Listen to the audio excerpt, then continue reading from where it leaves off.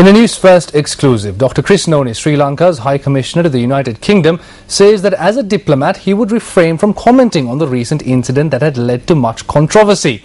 He made this comment in response to inquiries made by Newsfirst over the recent reports that suggest United People's Freedom Alliance parliamentarian Sajin Divas Gunawardena had assaulted Dr. Nonis, which had led to the resignation of the Sri Lankan High Commissioner to the United Kingdom.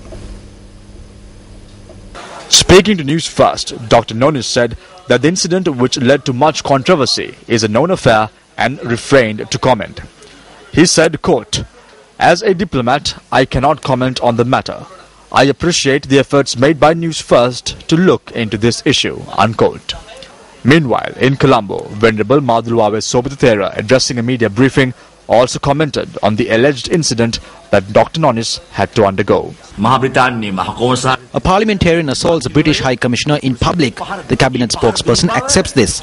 Those who commit wrongdoings are punished by means of giving them the post of ambassador. This is happening at present. Assaults take place before the police. This too is happening in Sri Lanka at present. If we are silent, country's future will be bleak.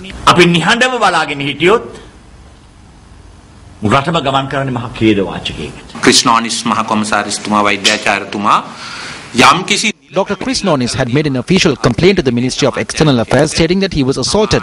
Accordingly, the ministry should investigate the matter. If there is an official complaint, action needs to be taken irrespective of their position. In a publication in 2012, United People's Freedom Alliance parliamentarian Professor Rajiva Vijayasinghe made a prediction about the Foreign Service. Here the MP states that there is a plot to remove 4 competent diplomats from the Foreign Service.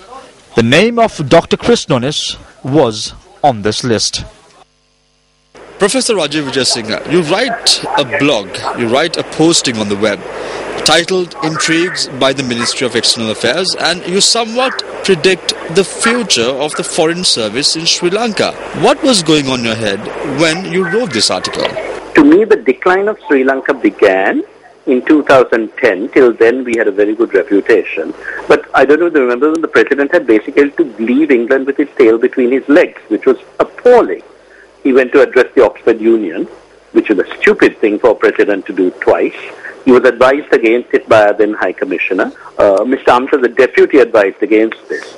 But their advice was overridden by Shenuka and I think by Sajin. And the president went. The president had appointed a lot of excellent non-career people, which has always been the case in our foreign service, in Sri Lanka, in this case, Danja Telka, Tamara Kunanayaka, Chris Nonis, but they were disliked intensely by these people. Disliking for what reason, Professor? Well, I think there are 2 reasons. One is the natural jealousy of the incompetent for the competent. So that's jealousy. But secondly, my worry is about Shenuka. She's not working for Sri Lanka. You know, there was a massive audit query about her. Who is she working for? Well, I think she's primarily working for herself.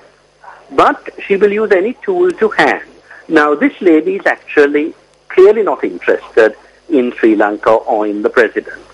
Soon after the vote in Geneva, Tamara Kunnagam was sacked, and Shenuka's groupies wrote articles to the effect that the problem was that people like Dan and Tamara had alienated the West, but our real friends are in the West. And this nonsense was being propagated, even though, as you know very, very well, the motions against us had started long before Dan and Tamara were appointed. Is there an axis of power within the Ministry of External Affairs? Well, the ministry has 3 layers, you know. One is the minister, who's supposedly very good front of house because of GL's personality, which is, you know, he basically wants to cling to office. So he thinks the people who have influence are the people to placate. So Sajin basically calls the shots in a lot of areas. But, you know, that is GL's fault for not asserting himself. Is there a conspiracy to remove individuals like Dr. Chris Nonis from their present position? I don't call it conspiracy. What I think I mentioned there, I don't use the word conspiracy. I think there's a concerted effort to undermine them. You are a government nationalist parliamentarian, and you are being very critical of the government itself at this particular moment. What is the reason behind this? Well, simply because I'm in despair. You know, I have great faith in the president. When you talk to him, he's very bright and capable. But no one is implementing anything. Let's put it this way. I have a feeling that at the rate this government is going, all the achievements of the president of 2009 will be thrown away, and I shall be sorry about that. The prediction made by Professor Rajiva Vijayasinghe was also discussed at the cabinet media briefing on Tuesday. රජීව Wijesinghe මන්ත්‍රීතුමා රජයේ මන්ත්‍රීතුමා 2012 වසරේදී ප්‍රකාශයක් කරලා තියෙනවා 2012 ජාත්‍යන්තර වශයෙන් අපේ රටේ එළවන කුමන්ත්‍රණ හමුවේ ලංකාවේ ඉන්න දක්ෂ රාජතාන්ත්‍රිකයන් පන්නා දැමීමේ කුමන්ත්‍රණයක් ලංකාවේ විදේශ කටයුතු අමාත්‍යාංශ තුල ක්‍රියාත්මක වෙනවායි කියලා. එයා කියපු අයගෙන් සමහර මේ කුරුණාගම විද්‍යාලයයි අසිත පෙරේරයි.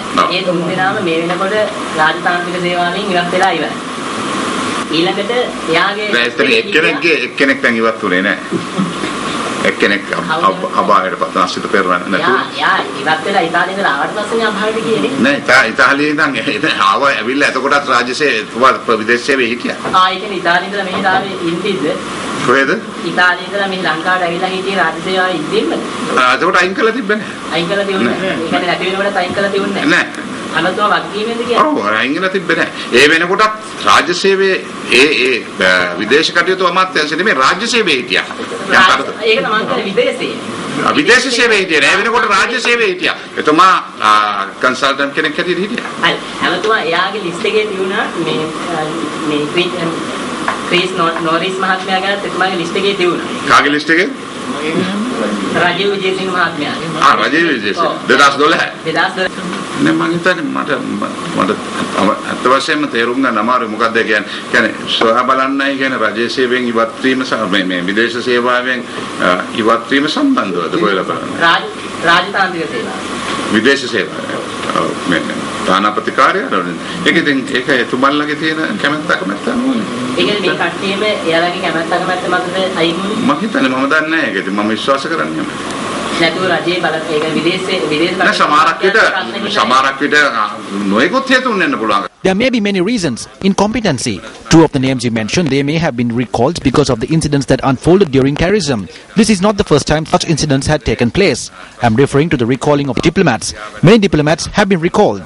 වෙච්ච දේවල් නෙමෙයි රිකෝල් කරනමයි කියන එක. තානාපතිවරුන් අනන්ත අප්‍රමාණ නැවත කැඳවීම් කරලා දෙයි.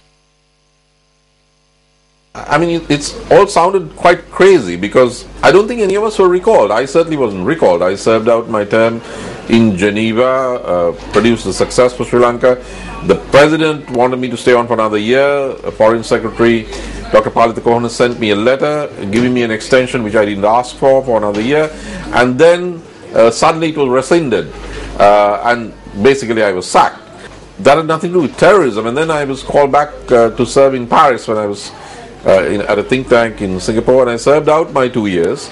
The same personalities whose names have been involved in this very sad and shameful episode